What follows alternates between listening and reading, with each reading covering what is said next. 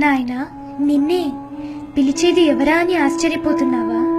నీకు పాలిచ్చి అమ్మలా ఆదుకున్న ఆవును నేను. పాలు, పెరుగు, వెన్న మీగడలతో కండలు పెంచావు, కాని గుండెల్లో నేనంటే కాస్తంత ప్రేమ లేదా? అమ్మలాంటి నన్ను కోసుకు తింటావా? బీఫ్ ఫెస్టివల్ అని పండగ చేసుకుంటావా? ఎర్రటి ఎండలో మగ్గుతూ నీకు మాత్రం చల్లని మజ్జిగనిస్తున్నా. నేను వానకు వణికిపోతున్నా, నీకు కమ్మని పాలిస్తున్నా.